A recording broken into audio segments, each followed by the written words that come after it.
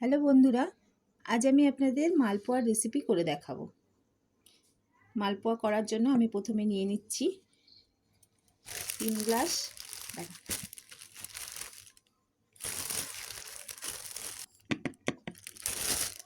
Glass মতন ময়দা, তাতে নিচ্ছি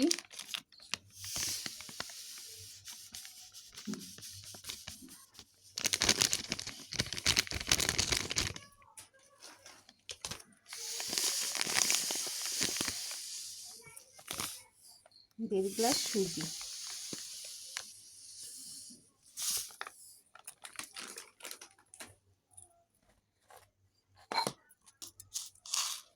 কিছুটা মৌরি।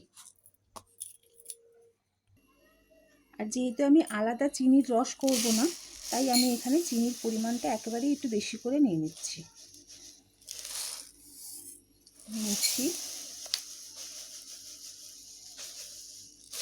2 গ্লাস মতন চিনি।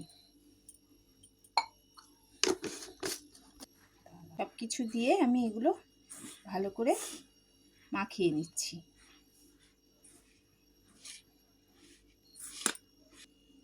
এবার আমি নারকেলটাও দিয়ে দেবো এর মধ্যে।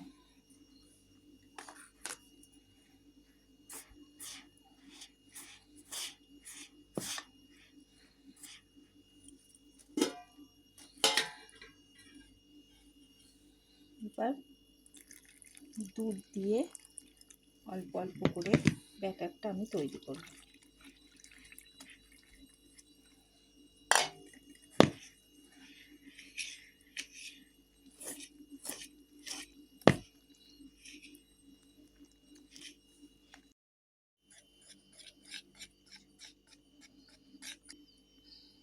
দেখুন আমার ব্যাটারটা তৈরি হয়ে গেছে, ভালো করে সব মিশিয়ে নিয়েছি। এইরকম থিকনেসটা থাকবে। ব্যাটারটা আমার তৈরি হয়ে গেছে। এরকম আমি এবারে এটাকে 1 ঘন্টা ঢাকা দিয়ে রেখে দেবো।